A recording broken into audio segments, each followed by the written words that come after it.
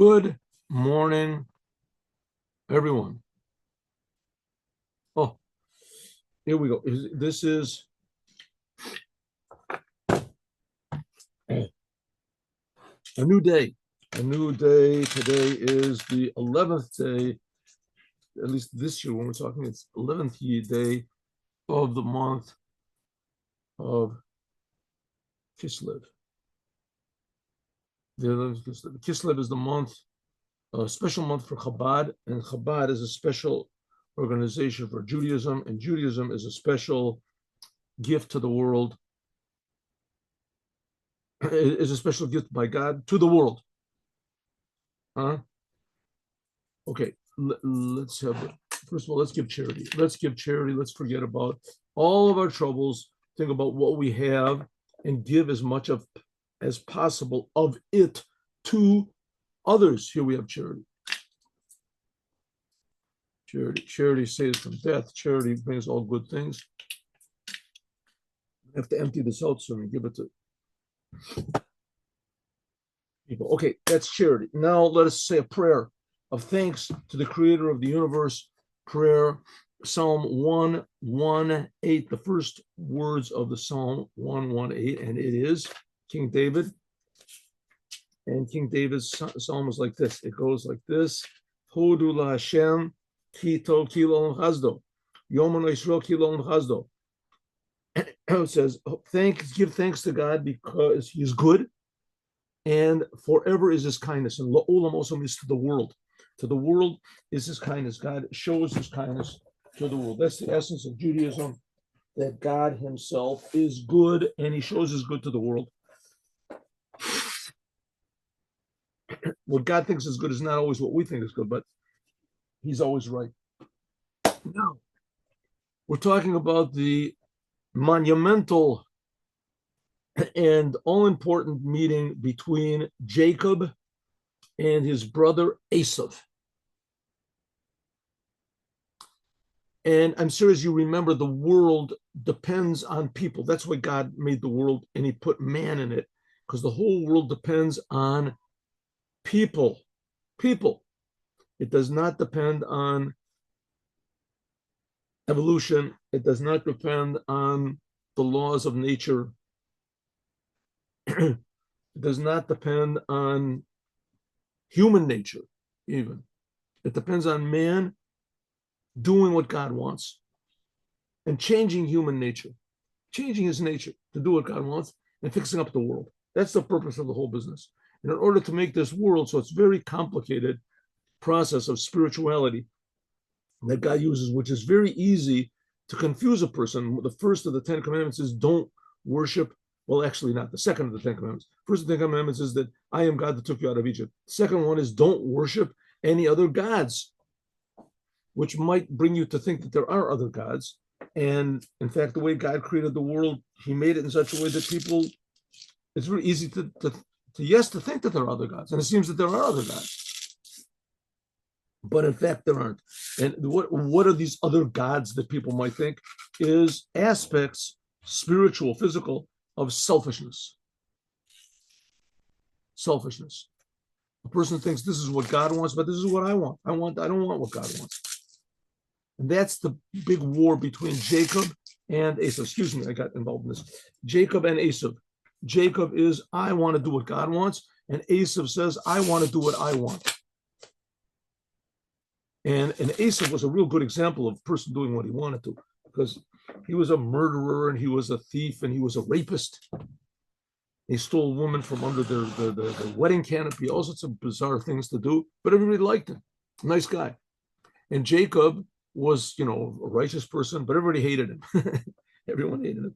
To this very day, he inherited it from his father and his grandfather.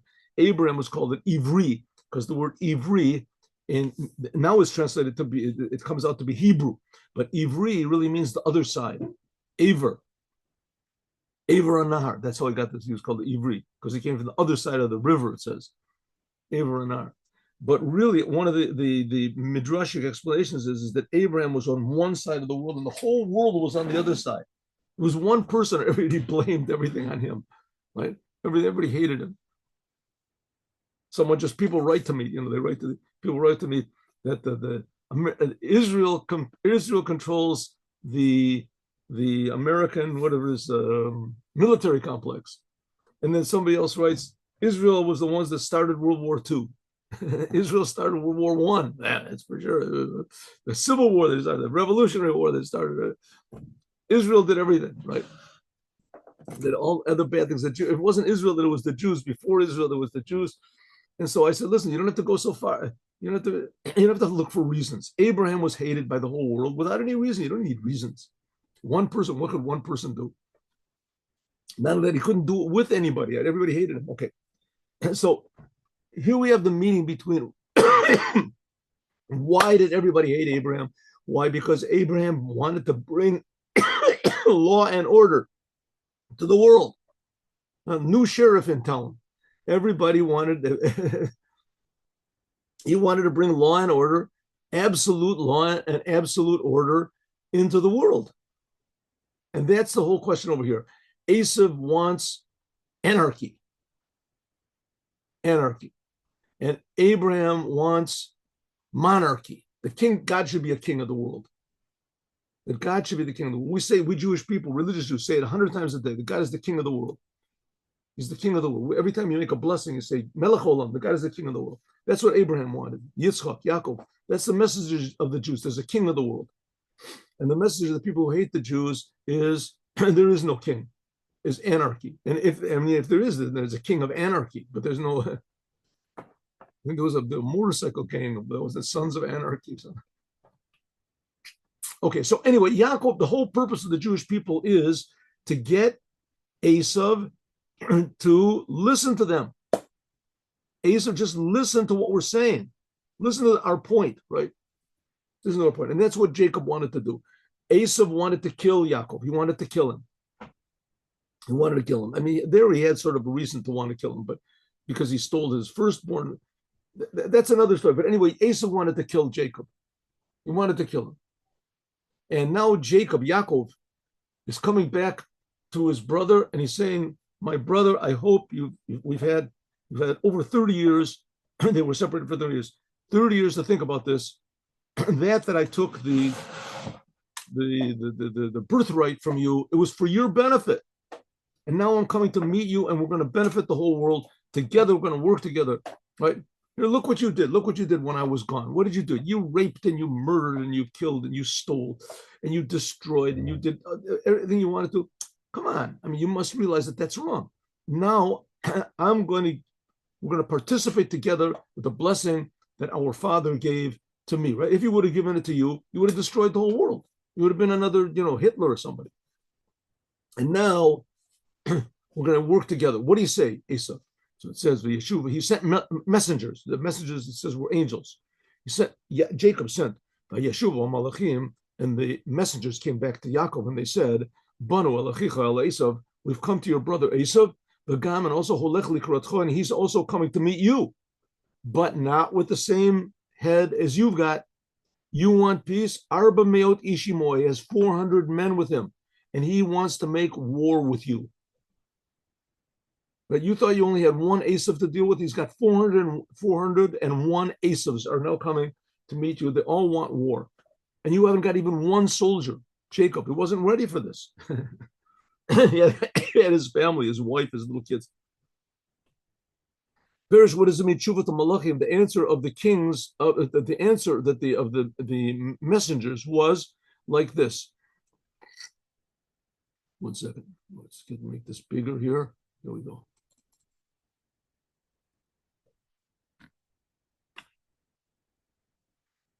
So again, Yaakov wants peace in the world. He wants Aisav to use his powers. He wants Aisav to be an individual. He wants Aisav to use his talents and his potential. He wants Aisav to be Aisav. He doesn't want to destroy Aisav. He doesn't want to destroy him. Exactly the opposite. He wants him to use his potential for good things. Only for good. But what does it mean good? What God wants. Aisav saw it, doing what God wants means I can't do what I want, right? That's destructive. If I can't do what I want, destructive. And Jacob says to him, "Lo, what you want is not really what you want. That's not your real will. That's just a very superficial desires that you've got. You're using your energy, you're putting it into the wrong channels. Now I'm going to tell you, Jacob says we're going to do what God wants. We're going to fix up the world. It's going to be happy. You'll be happy. Everybody will be happy. It'll be a wonderful world. What do you say, Aisav? This is the message that he sends to him. And Aisav comes back. His messengers come back and they say, Aisav is coming to meet you and he wants to destroy you. He's got 400 men with him. Pirish, what does it mean? Shuvat Malachim. The answer of these messengers is, it says that Jacob also sent angels, but the word for Malachim means angels and it also means messengers. Ostensibly, he sent messengers. That was the main purpose. The messengers came back and they said like this, even though from your side, it is fitting and proper, very much. Point over here. That should be drawn to you from this level of the makif, the level where Aisav was, lawlessness of tohu. That it's from your side, that you are ready to make this partnership. Your direction and Aisav's energy. That's the makif of tohu, it's called, the surrounding levels of tohu, the lawlessness of tohu. That from your side is okay, because there is in you, Jacob, you, shlemut shelatikun, you fixed up yourself, everything you have to fix up, you have fixed up. You've brought godliness and God's will and God's wisdom and God's pleasure and God's love and God's everything into every aspect of your personality. Yaakov, Jacob. Oh, but Mala, so what can we do? Shemania, that the prevention over here, that the obstacle is from Aisav. Aisav, your brother, who Adayan Lamata, he is still in the world of selfishness. The Shavira, in the world, what's called breaking of the vessels, of anarchy, of lawlessness, of, how do you say, confusion. Balonit Barar Adayan Kalal, and he was not refined at all. Imkain, if so, how can you make a partnership with him and you receive from his source, which we said that's the makif of tohu, this level of tohu. We explained it before. Tohu and tikkun and tohu, there was the breaking of the vessels. How can you receive from this power? Me'achar sin shehu ba'atzmo, he himself is still below.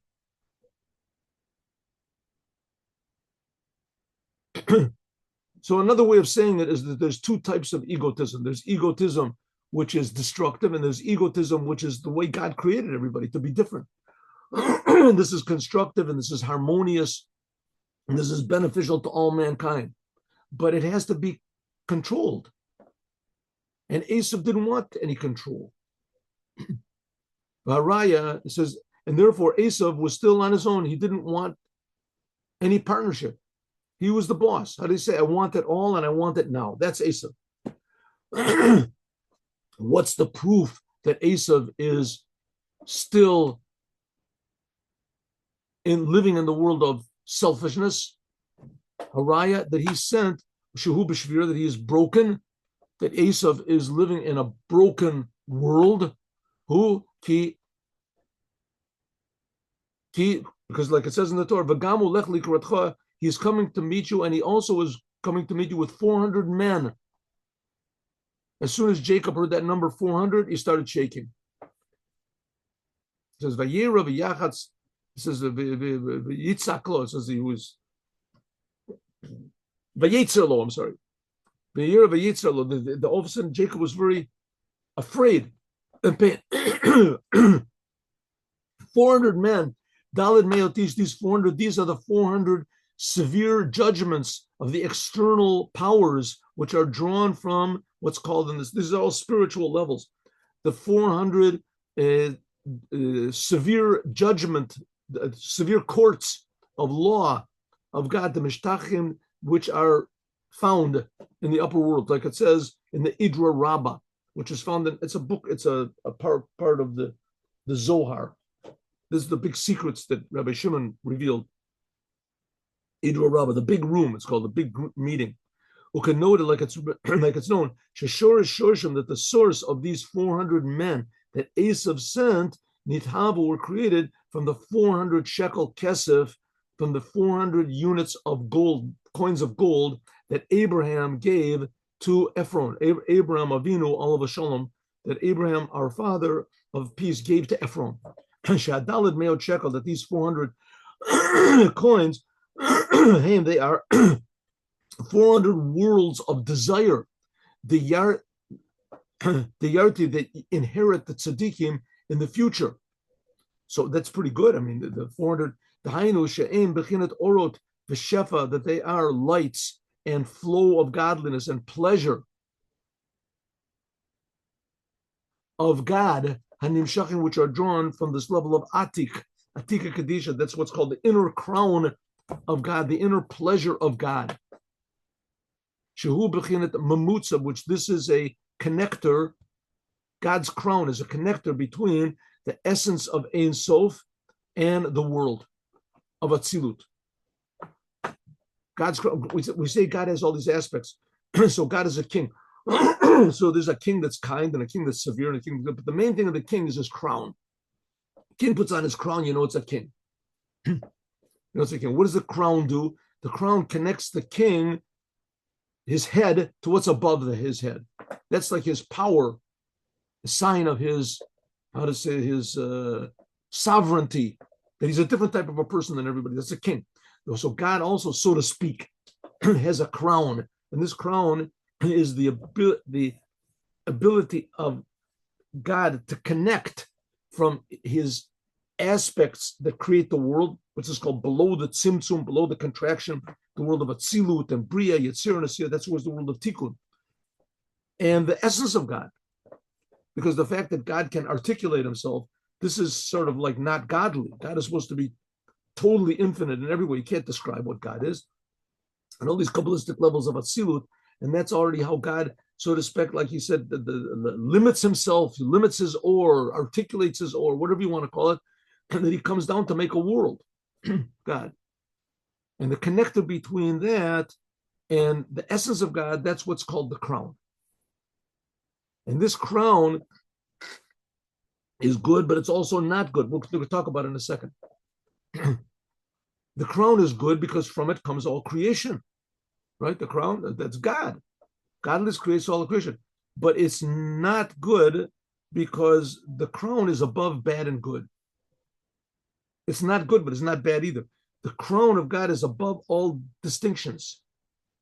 It's above bad, it's above good. And we're going to see that's where Aisav gets his power from. We'll see in a minute. Okay, so what does Jacob want to do? That's what the first man was supposed to do. That's what the Jews are supposed to do now, is to unite the creator with his creation, to show the world that there's a king. And Aisav said, of course there's a king, and it's me. I'm the king. So Aisav, as soon as Aisav sent Jacob the 400 men, he realized that Aisav had taken these powers of God, this crown of God, corresponds to the pleasure of God, that Aisav has taken the power of God that God gave him, the pleasure of God, and he's using it for his own destructive purposes, which a person can do. That's free will. And the keter, that this level of the God's crown, so to speak, this is the connector between the emanator, God, and the emanations, the world. When we sham, the upper spiritual worlds, when we sham from then is drawn down of pleasure to the big tzaddikim in the future world. But Aisav, the whole world is created from this. This is the Indian of Tet Almin. This is the 400 worlds of pleasure, of desire. These are the 400 shekel kesef. That's the corresponds to the 400 coins that Abraham gave to Ephron to buy the land, Marat Machpelah. And this is called over l'socher. This is called money, which is common currency. Ki keter nikra socher, because this aspect of keter is called socher, currency. What does it mean, currency? The word for socher means like a businessman.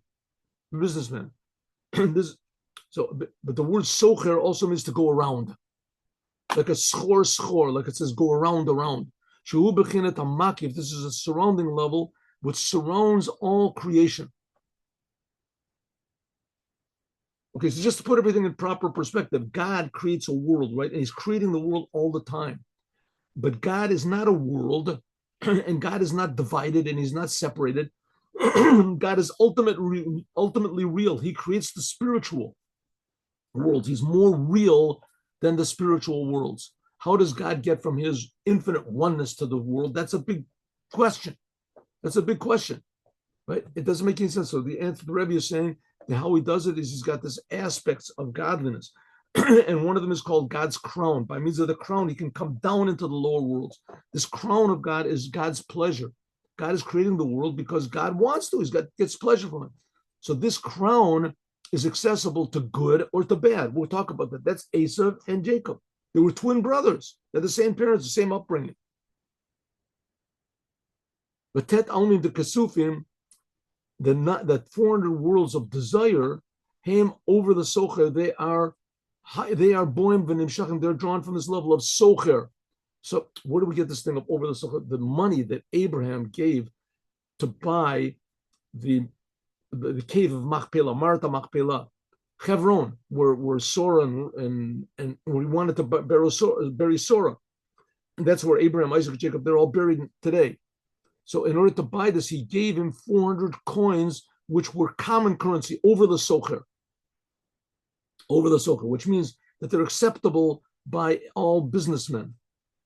Says the Rebbe, but this hints at something very, very deep, like everything that happens in the Torah does, especially Abraham.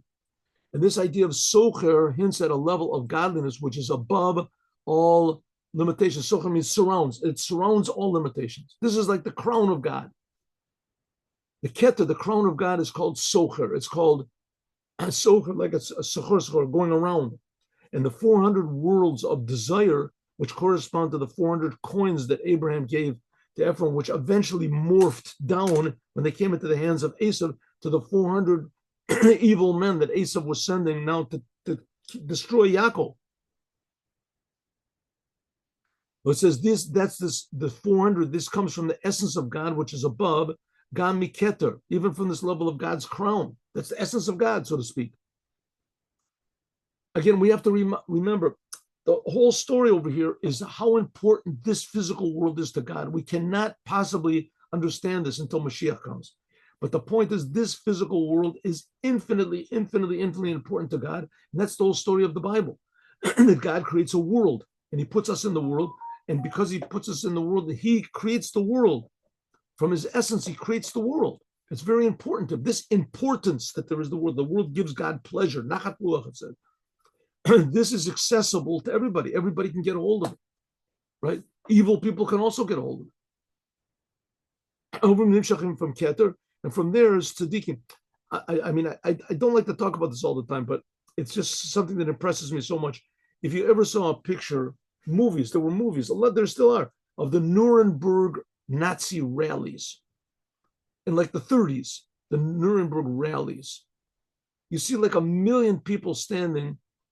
I'm not sure the number, but there are hundreds of thousands for sure. And they're in perfect order, and they're all devoted to destroying the whole entire world. The whole entire world. I mean, let's forget about what Hitler did to the Jews. Hitler killed about 50 million people. He killed about 27 million Russians for absolutely no reason. And he didn't do it, right? He convinced all of the people that this is the best thing in the world. Killing and murdering and raping and burning and destroying and bombing, and they had the best weapons and the best plans, and the Japanese weren't much better. I don't know if they were as organized as, if they had these big meetings. But as far as organized cruelty went and destructive force, it was just, amazing. Just something fantastic. That they did. And that's what we're talking about. Just incredible power, incredible, desire to do anything for selfishness. Anything. I don't care about I only care about myself. People die, babies cry, women are broken, the families are destroyed, people go crazy. It doesn't make any difference to me. I only care about myself.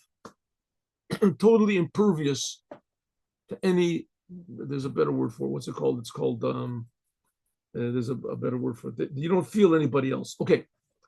The Inyan that Abraham gave these 400 coins to Ephron.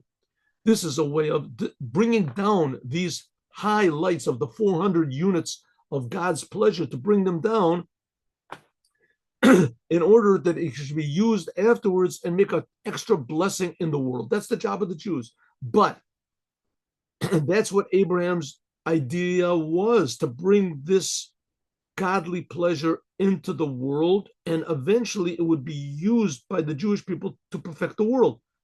But that's going to take time. Meanwhile, between Abraham and Mashiach, actually between Abraham and even Jacob, these lights that Abraham brought into the world, this holiness of these 400 units of silver, the word for silver also means desire, kesed, they came down so low and they became the 400 men of Aisav. And that's what it means, Shabbos Kodesh. Maybe we can say the same thing as Nazi Germany. They took the science, they had these, they were so developed in science and in the arts and in philosophy and in literature. And my father told me that in the 30s, the 20s, the 30s, that all the universities, like German was like English is today.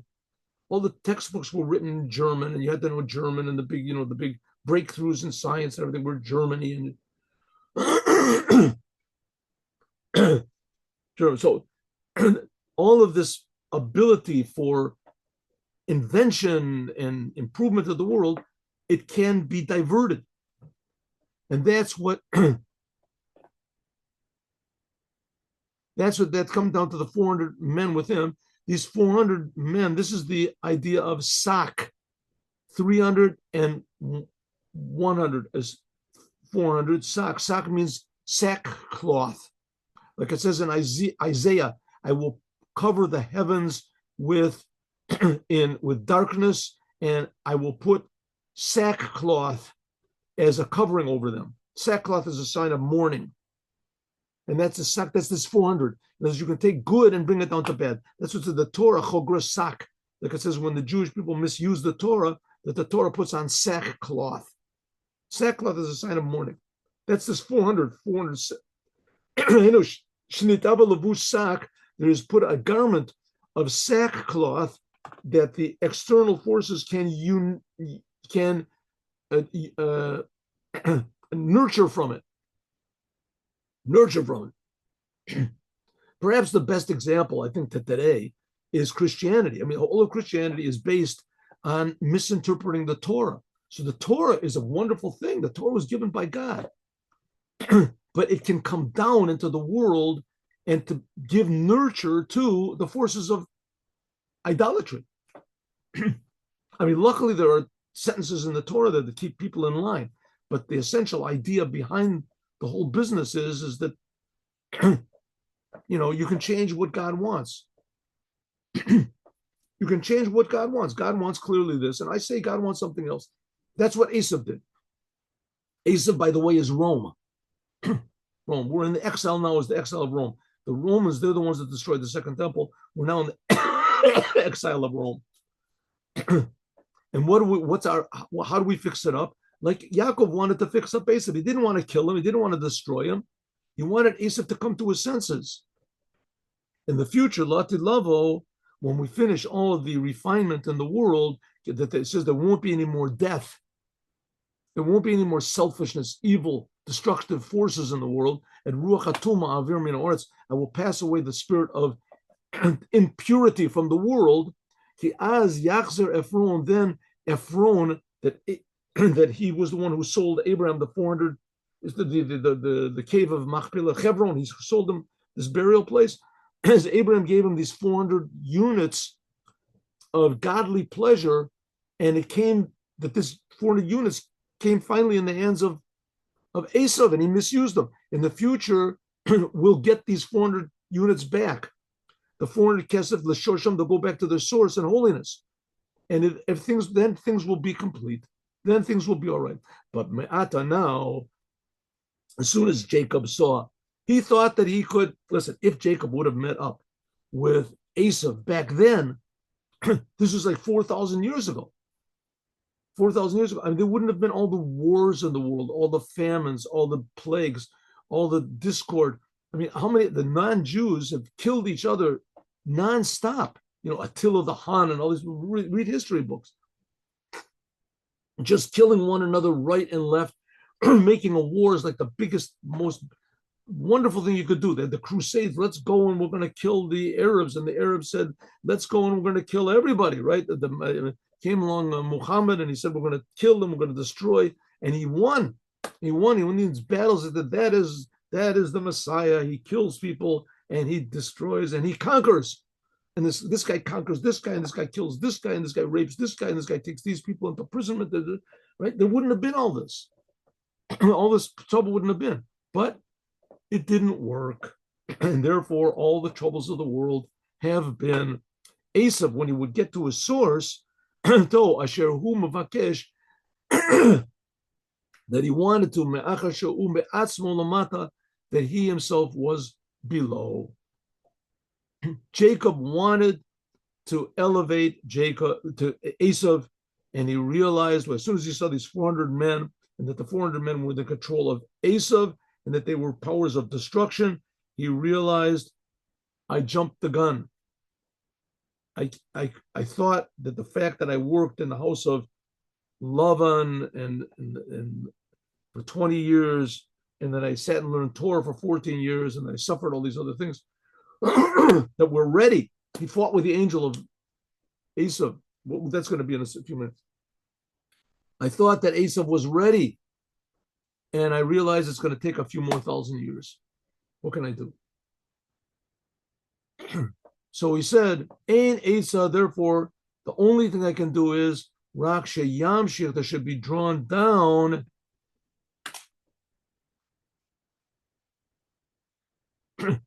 Yaakov ba'atzmo. Yaakov, he himself had to do all the work on his own. Aisav is not going to participate.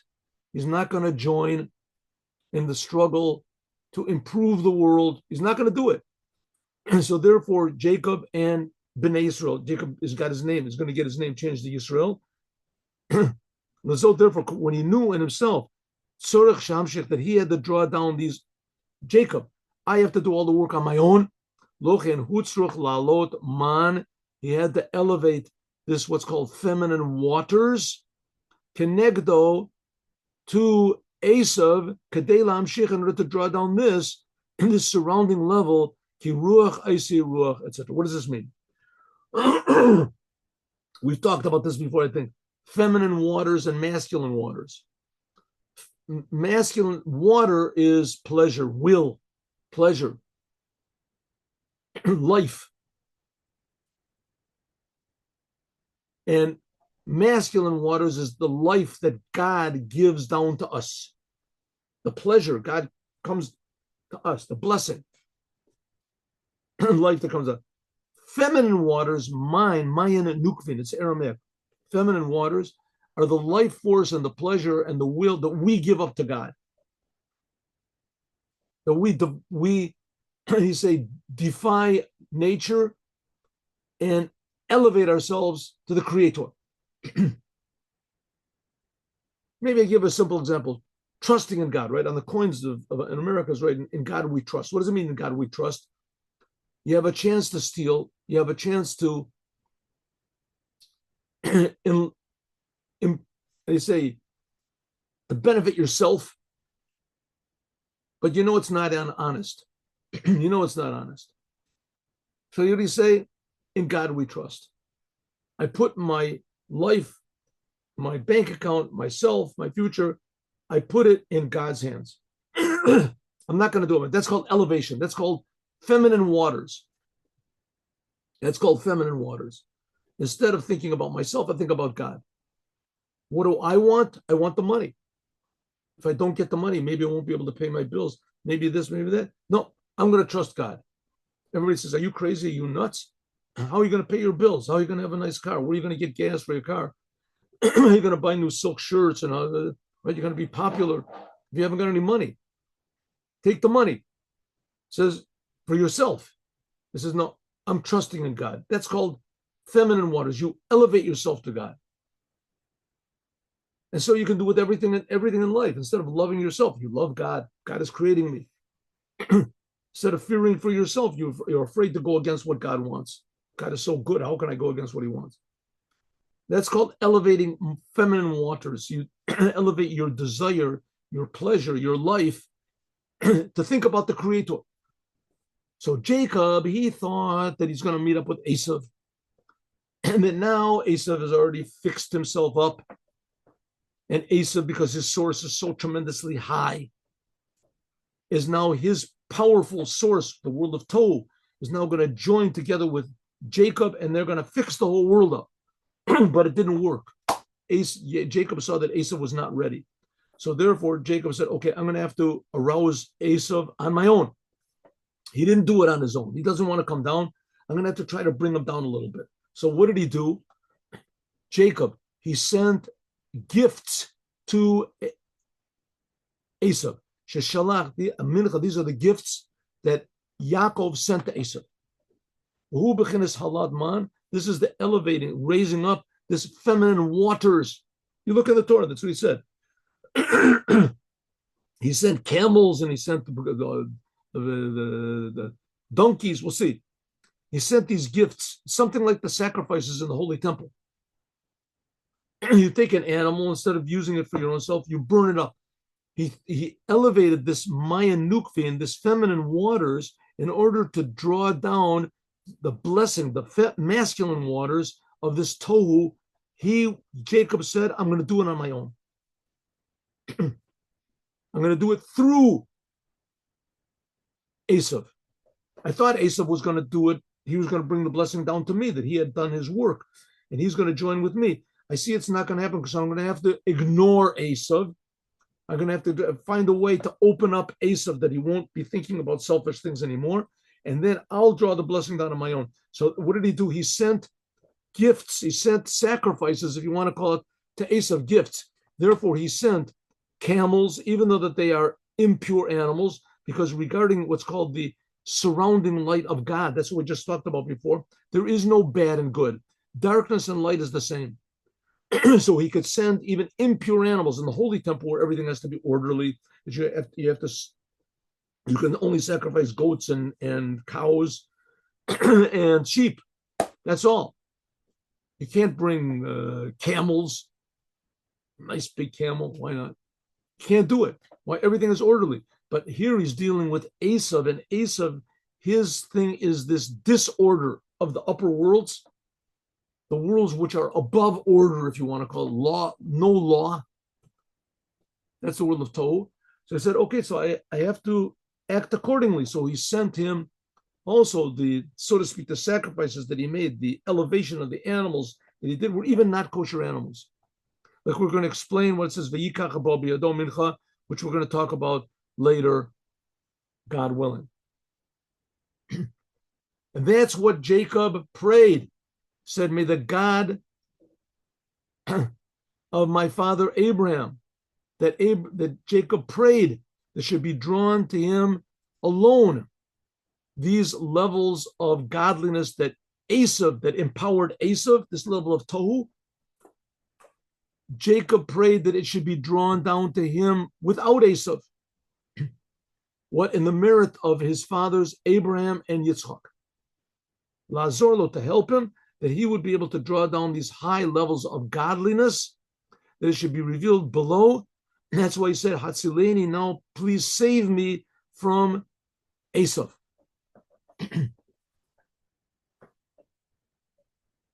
So here we have the ultimate, how do you say, disappointment. Jacob and Aisav are brothers. They have the same mother, same father, same upbringing. And Aisav goes out to be the ultimate in destruction, and Yaakov the ultimate in construction. Aisav goes out to the ultimate selfishness, and Yaakov the ultimate selflessness, surrender to the Creator. And this thing of selfishness basically is a very good thing, because God wants everyone to be individuals and wants everybody to contribute something unique to the world. Therefore, God made everybody unique. But Aisav took it to this ridiculous extreme of egotism. And so Jacob, thinking that Aisav maybe got the point, maybe he came to his senses. So this is like 30 years after they had been separated. He sent them these messengers saying, I'm coming, I'm ready, let's be friends, let's work together. And Aisav said, I got a better idea. Let's fight. I'm going to destroy you. So Jacob said, okay, let's forget about Aisav.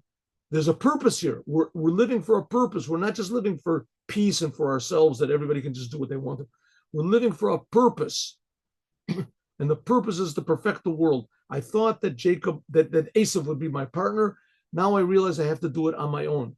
So Yaakov on his own said, I am going to try to bring the power of Aisav into the world without Aisav, which we're going to talk about more, God willing, tomorrow.